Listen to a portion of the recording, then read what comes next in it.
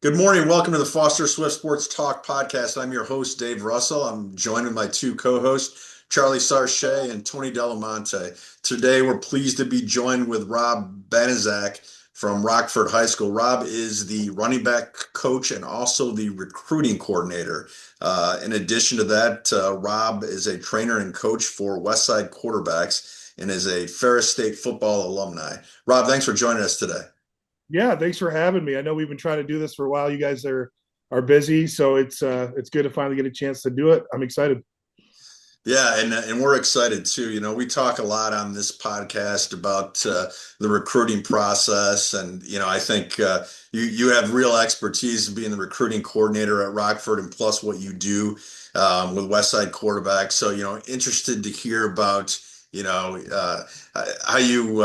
how you ended up as a recruiting coordinator, and how I guess that's evolved over the last couple of years with all the changes with NIL and everything else. Yeah, it was a very interesting time getting into it. This will be my fourth recruiting class, our fourth recruiting class. I started honestly. I'm a big Twitter guy. I was an advertising major at Ferris State, so that's one component of social media I do like is just the promotional aspect, the PR aspect of it. And I just noticed that some of the high schools had a recruiting coordinator. And as a running back coach, for our offense, we usually only have one guy on the field, sometimes two. I was basically looking, where can I help more? Where can I add some more value here to my role?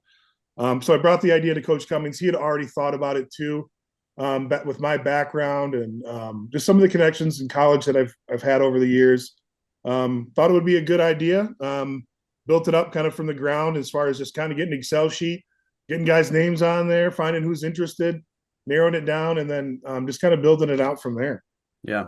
Rob, can you kind of just talk through start to finish? You said this was going to be your fourth class.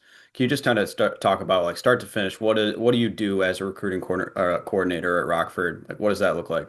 So this is a pretty good time of year to kind of give a good idea of what I try to do. So right now we have our recruiting class that's pretty much getting finalized for next Tuesday. We're going to have some kids that probably won't sign until later in the spring. They're still kind of figuring out what they want to do.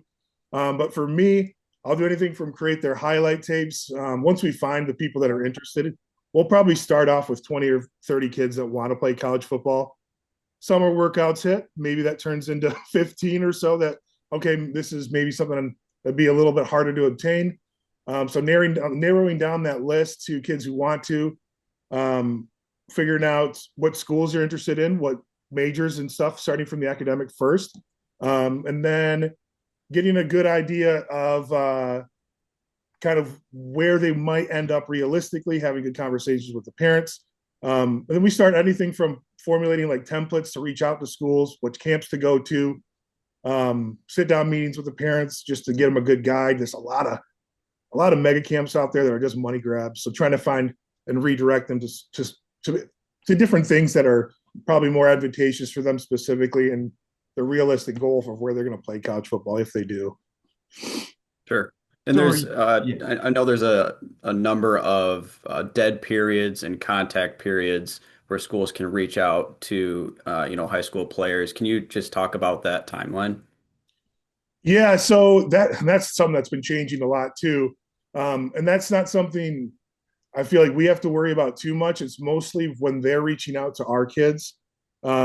We'll send out some information to them. We'll give them the calendars. I believe there's one in the spring and in the summer. And if they have any questions or if they're ever concerned about that, they'll reach out to Coach Cummings or myself. But we haven't had any issues with that. Schools do a really good job, especially here local. We don't have a ton of D1 guys. We have a lot of guys that are D2, D3, NAIA, some D1. But that's not something we've had to have a huge problem with. So are you the one reaching out, or is it the kids doing it as well? Have you found that one or the other is more effective? It's definitely you got to attack it from both heads. So for me, I mean, I used to do door-to-door sales. So for me, any point of contact is good. You need to get as many points of contact as you can. So if it's me, great. If it's the kids, I think that works even a little bit better. But if it's both, that's the prime time. And a lot of these coaches are going to want to talk to Coach Cummings, but he has so much on his plate. That's the main thing for me is trying to keep things off his plate. If it's any administrative things, so that he can maybe spend more time specifically with the kids in the weight training and everything like that. So yeah, I think a combination of both. Again, I set up some templates for the kids to reach out, so it's pretty easy. They can personalize it, but at least gives them a head start. And then I kind of use my own. I've got like a book of contacts of people that I've reached out to, which again, that changes every year because that's the name of the game in college football. You're moving up or you're moving out. Rob, do So you find it difficult with, student athletes and their parents to try to get them to be realistic about, okay, obviously this might be your dream school, but this is a more realistic fit for you? yeah, it depends on the year, honestly, and each kid. I don't think we've had a huge problem with it. Well, me and Coach Cummings and we'll tell them, hey, pick 4 schools that are more realistic, maybe as camps to attend, and then go to your dream school. If you want to go attend to Michigan for the experience of it, by all means, go for it. But we usually try to have more. I try to do more during the season because again, Coach Cummings is so busy. Of all right, so 3 weeks in, here's your junior season, and now it's your senior year. You're 3 games into your senior season. Let's talk realistically of where these schools might end up. Because if these D1 schools aren't knocking by now, it's going to be very, very tough unless you want to walk on, which we've had kids do. We have Cam Cruising at Central Michigan. He didn't sign till spring, and he's on the roster now. He's competing. So it all depends. I've learned that this, especially with NIL, you don't know what to expect. You try to do your best, but each kid's different with their determination. We try to be realistic, and I'd say 95% of the time we have no problem with it. Coach, I know, or I know that we're in the last week of January here, and it is still a contact period for high school athletes. Are you having coaches visit Rockford schools to come talk to your kids? Have you had any coaches in the doors over the last couple of weeks? Oh yeah, this is picking up big time right now. I'm just getting our 2027 list completely finalized, which was a lot of workload for the past few weeks. Again, we're trying to figure out who's going to be actually signing physically next Tuesday as well. So we've had a lot of the MAC schools coming in. D2 schools are scheduling for the spring. But from this period till spring ball, we'll see a lot of action coming in. And what's really cool is West Michigan too. We're seeing a lot more of these schools coming and paying attention to West Michigan than maybe they have in the past, or they're asking about more kids than maybe some of just, oh, you got a big 6'4", 300-pounder. What's he like? They're seeing some of these D2 guys that are turning into D1 guys, and they're trying to dig a little bit more, which has been really cool to see, not just at Rockford, but honestly, just West Michigan as a whole too. Yeah, I think we've seen that as well with Trinidad Chambliss at Ole Miss was a transfer. I think D2 and obviously Fair State, they just won a national championship. That is an option for guys. There we go. Does that work into the conversation that you have with players that you know, this is an option. If D1 is your goal, this could be a stepping stone for you. Go, you perform, you play. I guess what are those conversations like now? Yeah, absolutely. And they have to be a part of the conversation. And the kids that really want to play, and then some kids want to play early. We have, I'd say, a position that's pretty unique is a kicking position. We have a kid who can kick the ball and he's accurate and he can boom it. Chase Vogt, he's at Alma right now, and he was, I think, wanting to go somewhere D2, D1, but he loves the fit at Alma. And I'm like, you might get a chance to get on the field sooner, and you put some tape up of you kicking and getting the chance that you have. Alma's a great school, but if you get a chance to play and you want to explore other options, and maybe that's changed for him, I don't know, but I know initially he's like, let's get you on the field, let's get you a chance to get a good education at Alma, but also maybe a chance to compete sooner. And then kicking positions, long snapping positions change so quickly, and you don't need necessarily maybe as much tape as some of those other positions. We have a long snapper, RJ Todd, who's just transferred from Western Michigan to Oregon, and that's pretty amazing. And he deserves it and everything like that. But it's just we don't get a ton of D1 guys, so when we do, it's pretty exciting.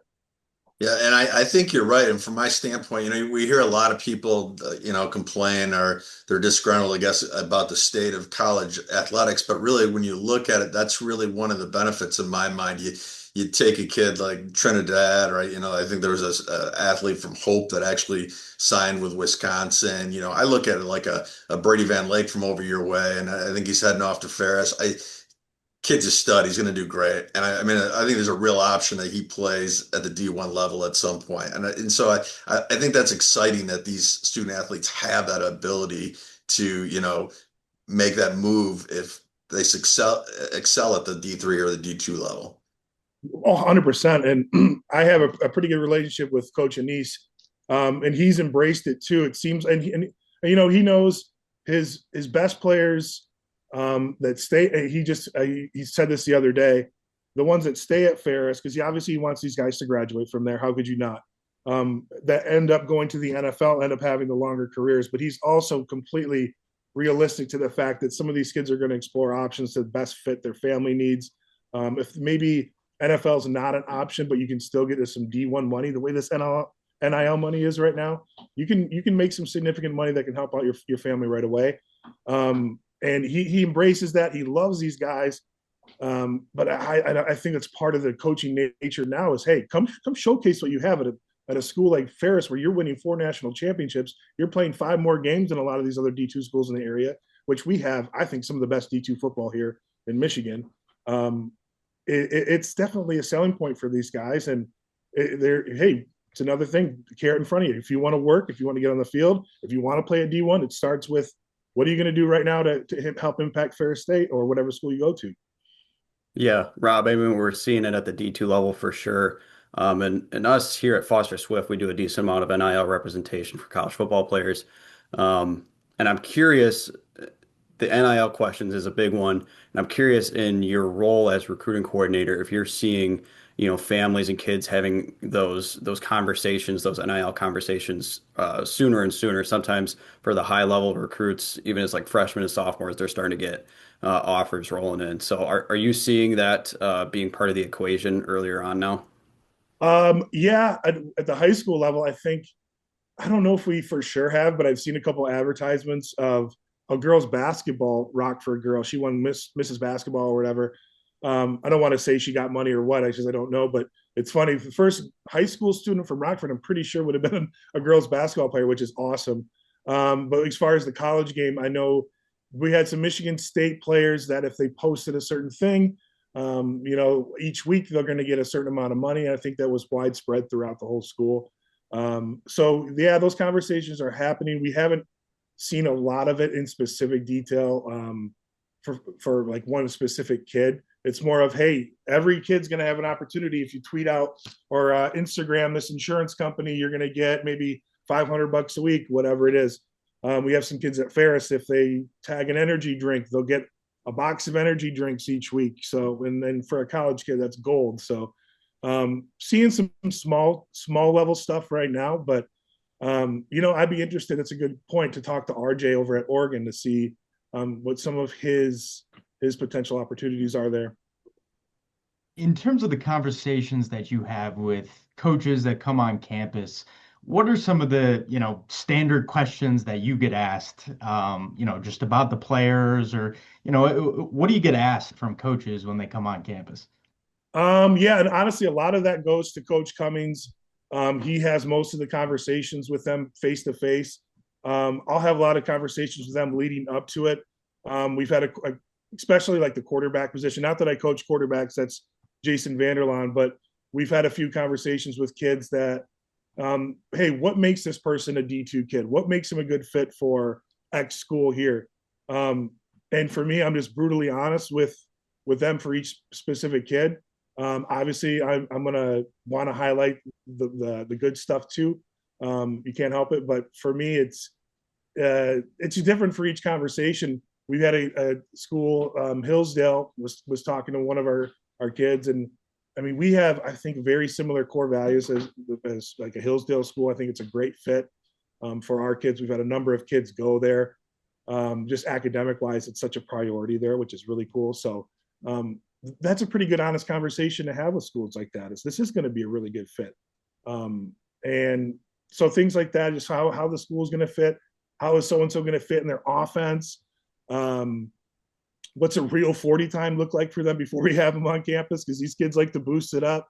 And that's across the board. What's a 4.5? Well, 4.5 hand time is going to be different than a 4.5 electric time. So, Rob, I ran a 4.5 in high school. I don't know what you're talking about. hey, if I ran a 4.3 and 7 foot tall, I would have gone to Michigan State. But yeah, exactly.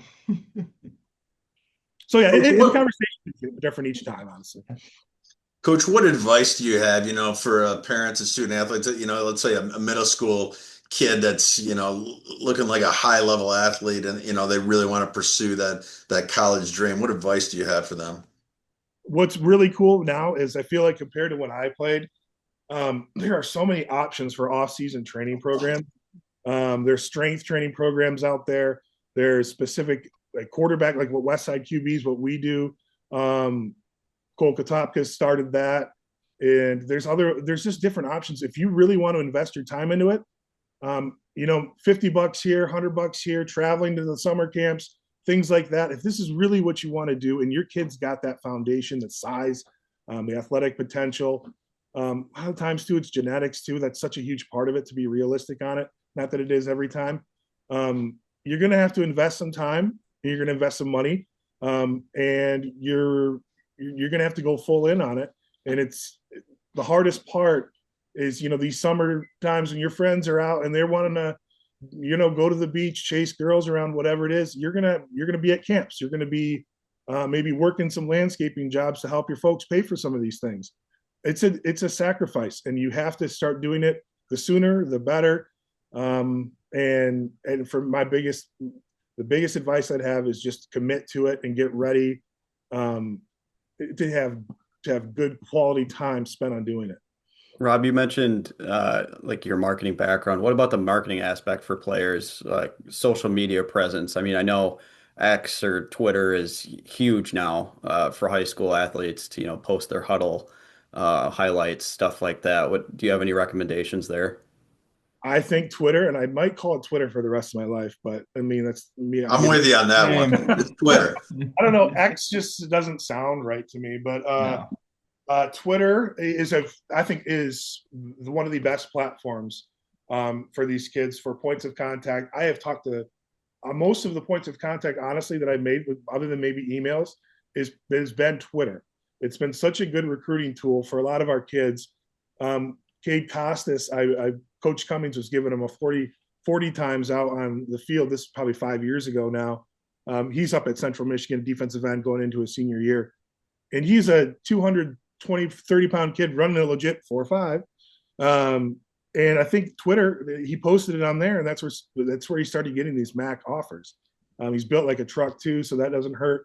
I think Twitter is a huge, huge thing. If you want to get your name out there, you want to use the marketing side of this recruiting thing. And a lot of these older coaches, they thought, oh, Twitter's this, it's goofy. And I get it. It's a different age. I understand, but it's a necessary evil.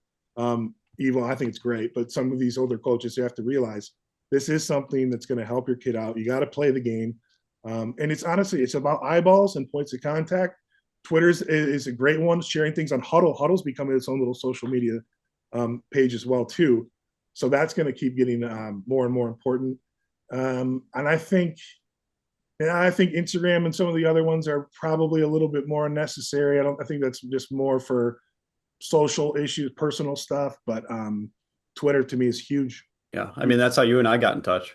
Exactly. Yeah, and that's how I started at Westside Quarterbacks too. I reached out, I saw what he was doing, and where Cole Katopka's built it out to now, and it's just another way of connecting with people and getting people to see what you're about and what you do. I think it's fantastic.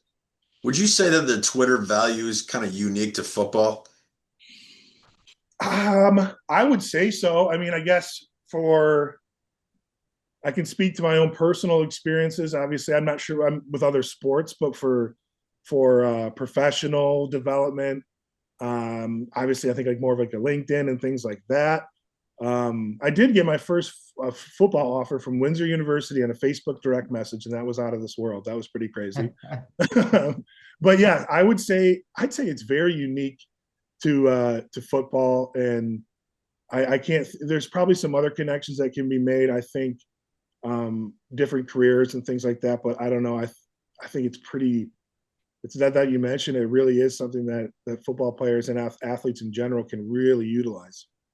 Yeah, I just find it interesting because it's like I'm on Twitter a lot too. I think it's a great resource, but it seems like for me it's like football and girls basketball utilize it a lot, but other sports like my daughter plays lacrosse, they don't really utilize it at all. Yeah, yeah, it's true. And for me, I guess they do such a good job of your algorithm kind of suiting it to what you're clicking and looking at. Right, yeah. But that would make sense to me. I don't know. And hopefully that changes, right? Hopefully that there's people that are interested. I know lacrosse is such a big sport. Um, a lot of our football players now, that might be one of their main sports now is lacrosse. That maybe that will start helping kids out in that aspect too. And people that start watching, I think lacrosse is going to become more and more popular, other sports like that. So the general public will start looking at things on Twitter more, and then it'll just kind of build from there. But obviously, football is number one just in general with American sporting entertainment. So I think it just follows suit to what we're interested in, and those other things will probably start kicking up once they get more popularity.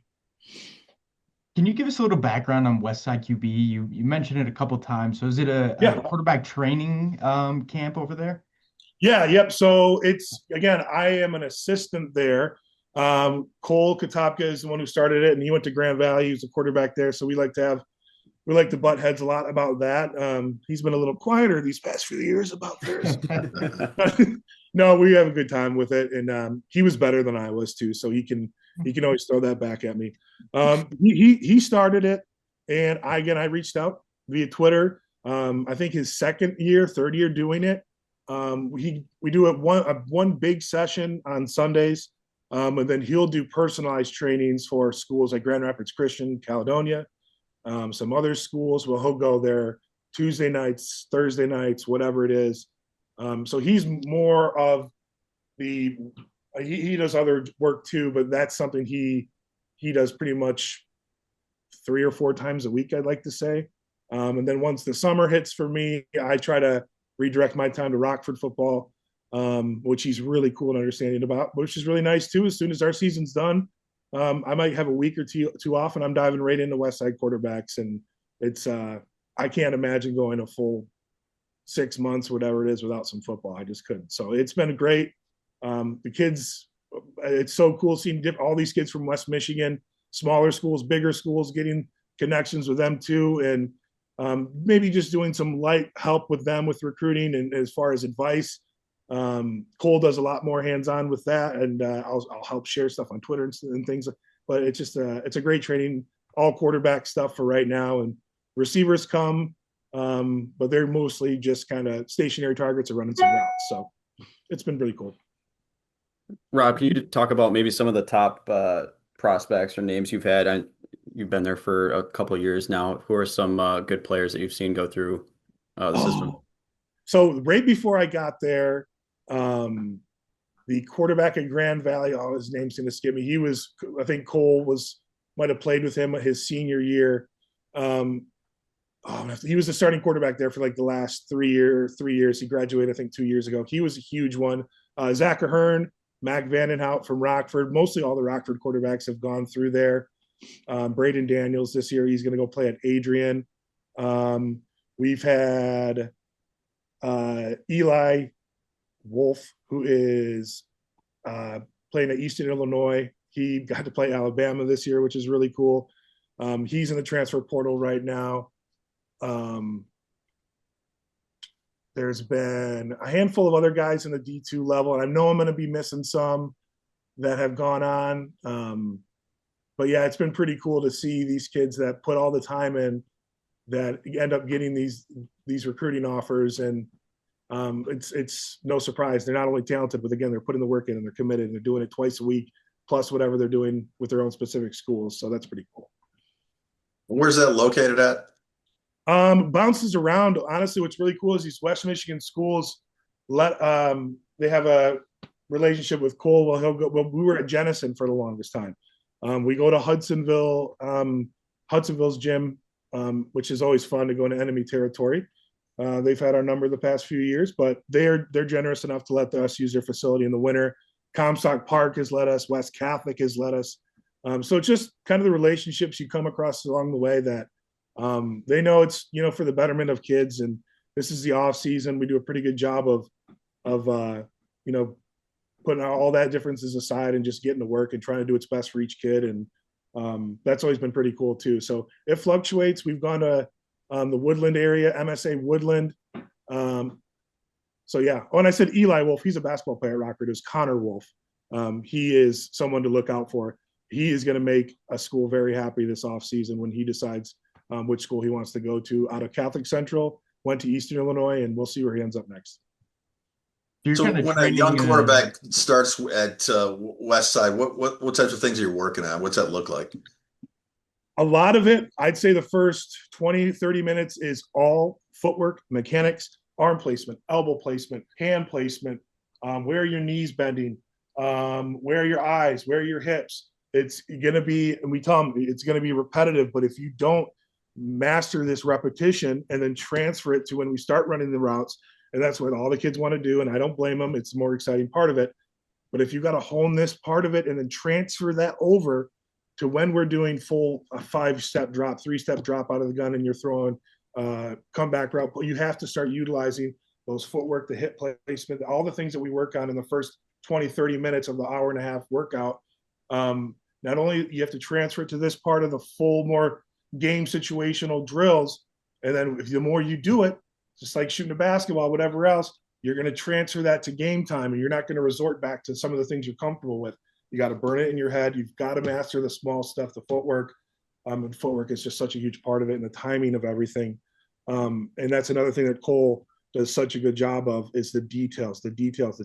And just, again, the kids that come a lot obviously get more of that repetition. I think that's just a huge benefit. He's getting these mechanics. The younger they are, moving forward as their bodies develop, as they get stronger, and having that muscle memory as soon as possible. Are you guys throwing routes? Throwing routes? Yeah. Oh, yeah. Yep. And again, I'd say most, like the first 30 minutes or so, the receivers are probably bored. They're just standing there, stationary targets. And then we'll get into routes. And each gym is different in the off season as far as, hey, we're not going to be throwing maybe a ton of fade balls here. But we'll get good, quick drills in. We'll get a little posts. Maybe we'll do more 2 balls instead of 3 balls. And then we'll transfer to the outside and we'll start letting it rip with more of these, 3-ball fade routes, thrown over the shoulder, things like that. But yeah, we'll the receivers, depending on how many come, because we tell the quarterbacks, you better bring some receivers or they're going to be gassed towards the end of it because we're going to be running routes. So depending on how many we have, we can burn some more routes there towards the end of the workout. Do you have any DB? Do you film at the sessions? Yes, Cole. We'll film each kid. We'll get at least 1 or 2 posted on social media after each, and we post a lot of those on Instagram too because these kids love sharing it there. But that's one aspect of it that we do use it for, and then on Twitter too. And then the kids will get some just stuff that we'll send them individually too. And then we'll do whiteboard sessions after. I think we only do it right now for the freshmen and up, because we'll have kids as young as 6th grade there. It's a little over their heads, so we don't want to have them get too watered down in some of the details of things they're probably not going to understand until they're older. So yeah, we kind of try to attack it from all angles. Do you guys have DBs come by too to help work on routes? We've had receivers that play both positions that or for certain specific drills, we'll have them do that. I think one thing we don't want any weird contact injuries or things like that. I think has been the hesitation there. But that's not a bad idea either, is because we've had some big combines. We had one big combine this year at Hudsonville High School, which was really cool. And we had some aspects of that. It's, hey, receivers play, corners here, this and that. But I think we're trying to do more of the quarterback specific things, and then some of the bigger picture stuff, maybe more when we get outside. Yeah, Rob, I know you're a former quarterback yourself, but now you're the running back coach at Rockford. Are you using, your experience as a running back coach when you're training guys at Westside quarterbacks as well? You're trying to teach the kids, how to have a good relationship with their running back? Are you doing handoff drills, stuff like that? Yeah, that's been a huge helped for me is the run game portion of football. I was a running dual threat QB, but I still, to be honest with you, I didn't know a ton about, the guard's pulling here and he's going to chip here. That's not things that I guess I had the capacity to really understand as a high school kid. More so in college once you get older, but that's a side of it. I can have conversations with them about as far as these guys that are dual threat quarterbacks, reading the defensive ends, what are their shoulders doing, what's their leverage look like, for speed options if we're doing things like that, where to attack the shoulder, different mesh components too. If we're doing a RPO style, here's where your running backs you want him to be. So for you, get that football in there, because these kids like to just stick it out and bring it, like get that ball in there, make the threat, make those linebackers commit, make them step up. So yeah, that's helped out. And it's funny with people like, oh, don't you want to coach quarterbacks, this and that? And I mean, it's my favorite position for sure, but I have loved getting a chance to coach running backs and get to know this run game, because that's been, as a football mind, that's been my weak point, is run game philosophy stuff. So this will be my 8th year at Rockford, 7th year coaching running backs. I have learned so much, and it's been great. You can only help the quarterbacks too. We had Trav Moore from DeWitt, who's now at Central, on actually a couple of times. They won a state title. He's a running back. Will play running back at Central, but they put him at quarterback this year, and that seemed to work out well for him. So, oh gosh, DeWitt. We've tried to 7-on-7 them every year, because they are such a good program, and they're really good with their 7-on-7s. They travel everywhere, and they do all sorts of work. We had nothing but respect for those guys. They play football the right way, and they're coached the right way, and they've got some good athletes there. So that's always good competition. DeWitt kids are the real deal. And so did you go into Ferris as a quarterback and then switch to tight end? Tell us a little bit about your story. Oh yeah. So I was a quarterback. So my senior year, I had a little shoulder issue, but I didn't know what it was. And it was the 4th game. And I was competing pretty much. I had a really good backup quarterback too, Tim McGee. He's the head coach at Forest Hills Eastern. So I wasn't going to say anything. We were competing enough already. And so I kind of just pushed through it. I ran the ball a little bit more, maybe than I should have. Turns out I did tear my labrum at that point. So I played with a torn labrum for about 2 years into Ferris. I was still competing. I was the 3rd string my freshman year, because we had 2 guys quit. So then I was on the travel team, and I wasn't dressing or anything like that as more of an emergency guy, but I was the backup to some really, really good quarterbacks. Tom Schneider, Kyle Parrish, both play professional football, German Football League and the Canadian Football League.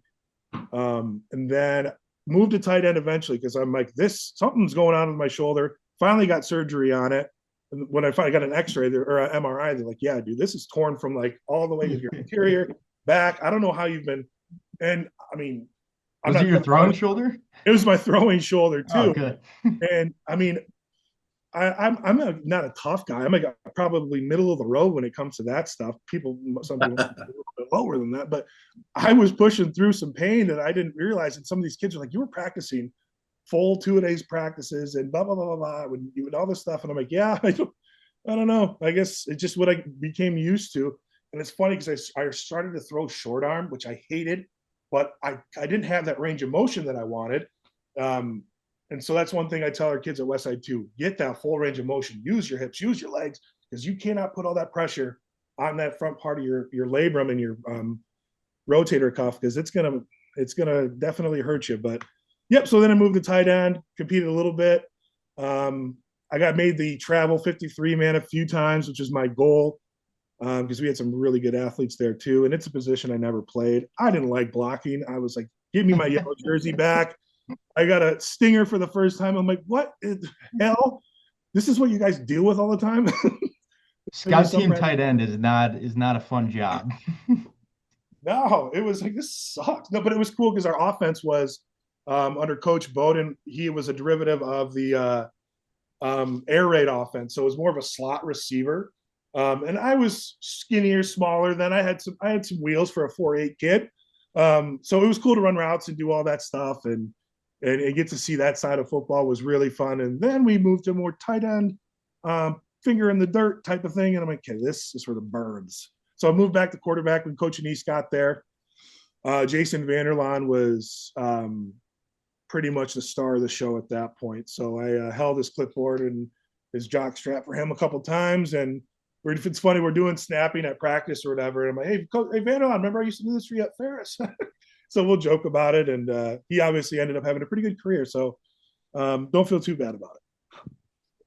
That's cool. That's It's awesome. cool that you're still, it sounds like you still have a relationship, still coaching or coaching against, a lot of your former teammates too, which is pretty cool. Oh, it's great. And a lot of these guys from Ferris, Coach Landon Grove, I didn't know Landon at Ferris, but you hear from like we have two coaches at Rockford that I played at Ferris with. They're 2 years younger, so that's really cool. Is getting to build that relationship with Sean O'Brien and Jason Vanderlaan. That we were buddies in college, but we weren't like super close. And now we get to hang out and we obviously see each other every day. That's so special and so cool. But they talk about these other guys that they played football with, so you feel like you kind of know them. And Landon's the head coach at West Catholic, so you root for those guys. And then you just see all these Ferris guys who have just loved football, and Coach Anise just you can't help but love it when you play for that guy. I played against him my senior year, Rockford against Muskegon, and then I played for him for a year at Ferris my senior year. And he treats me like I'm someone that played for him for 4 years. He's so good to me. He'll text me at holidays, things like that. He's so good to his guys. And he just builds football in your head. You can't help but love it. And you can't help but root for any Ferris guys that are doing other things in West Michigan and beyond. It's just a cool network. Yeah, That's awesome. that's awesome. Rob, I just kind of want to ask about, next season. You're obviously back at Rockford now, and the OK Red Conference it's a tough conference to play in. And I think it's on the rise, like you were saying, as far as, coaches seeing good players come out of West Michigan. I mean, you're playing teams like Muskegon, Hudsonville has been kind of a Oh thorn yeah. in your side for a couple of years, you said. And it looks like you Yeah. guys Celine this past year. So just wondering, like, how's the team look? What are you looking forward to next season? Yeah. This year, it's getting exciting now because we're starting to see some of the transformations that happen from sophomore to junior year is such a physical transformation for some guys. And that's one thing that Coach Cummings' is specialty is the weight room stuff. So we're seeing some of these guys that are toning it up. They're getting bigger, this and that. So we're super excited for the guys that we have coming in. It's another great class. And I can only speak to Rockford. It's the only place I ever coached. We truly have some of the best kids that they love showing up every day. Their parents do a great job of keeping their noses clean, whatever it is. They're all about football or whatever sports and academics too. I'm filling out these reports for the guys because we'll build out profiles for each of for recruiting. 4.0, 4.1, 4.2. How do you guys have all these? Like, is school easier than it used to be? I don't think so, but they're all such smart kids, which makes it just a pleasure to coach. And then honestly, I think a lot of it is spiraling just West Michigan in general, like you mentioned, Hudsonville. We've been probably, I'd say, the powerhouse for the last 4 or 5 years in West Michigan D1 football up until these past few years, because these schools are getting sick of whatever school is on top. It's just what happens. They start bringing their A game. They start putting work in, whatever else. And that only makes us better because we want to match that. So, it's exciting. It's cool to see the East Kentwoods and whatever teams that make it in the playoffs. We always root for them. And we're OK Red Schools, even if they take us out, maybe a little bit bitter there, but it's still cool to see because you get to know some of the kids, especially me at Westside quarterbacks. Brady Van Lake is someone who obviously gave us a really hard time at Rockford, but he's someone I've been, and Cole works with him more, obviously, but someone I've gotten a chance to work with for the past 2, 3 years. And you can't help but root for them when, they're not playing Rockford. It's like, it's really cool to see. But again, I'm a Rockford guy, so there's only so much that I can root for without getting a little bitter. Yeah, I went to see you guys play Cass Tech. I think it was a home game maybe a year or two ago. That was my first time. I Yeah. had just moved to Rockford and wanted to go see a game and went to that one. I think it was the season opener. And man, Dave and Tony, I mean, you guys should see it. It really feels like you're at least a D2 school. Like it is crazy atmosphere. I got there 30 minutes early and barely got a seat. Yeah. I mean, I can hear the crowd and the band from my house, and it's just a really, really cool atmosphere over there. Oh, and that's one thing we talk to the kids about too. Hey, you're going to play at the next level. You might see a dip in attendance depending on where you're playing. Right. The atmosphere, the support might be a little bit different depending on where you're going. And that's not a knock against these schools. It's just a testament to West Michigan football, Rockford football. I've been going to Rockford football games since I was 6 years old, 7 years old. It's been ingrained in me, and it's been pretty special for me. But the way our stadium's built out now, we got that jumbotron that's super loud. It's probably one of these things you can hear in over your neighborhood there. And just some of the amenities too that the Rockford Public has helped pour into it has been pretty cool. It's very special for the kids. It's cool for the coaching staff, but most importantly, getting an experience for these kids in the community to have an atmosphere like that is pretty special. And it's cool to see some of these schools from the east side, the Lansing area, that come and they're a little wide-eyed because they maybe aren't used to quite the atmosphere. I know some of the games are pretty big there, but I don't think there's anything like West Michigan football in the OK Red. Well, thanks so much, Coach, for joining us today. We've really enjoyed the conversation. Where can people reach you at? I know you said Twitter. What's your handle? What's the best way to reach out? Well, it's Coach Banaszak on Twitter or X would be probably where you're best going to get some of the football stuff. If you want to see pictures of my dog, you can follow me on Instagram, Banaszak7. But usually that's me just cooking food and playing with my Pomeranian, who's been going nuts because she's wondering what I'm doing. So I'd say Coach Banaszak, Banaszak on Twitter would be the best chance for you to get some cool recruiting stuff, some Rockford football stuff, and maybe a couple Ferris things in there too. Awesome. Yeah, well, great. Thanks for joining us. Yeah, I appreciate it, guys. Thanks, guys. Yeah. Thanks.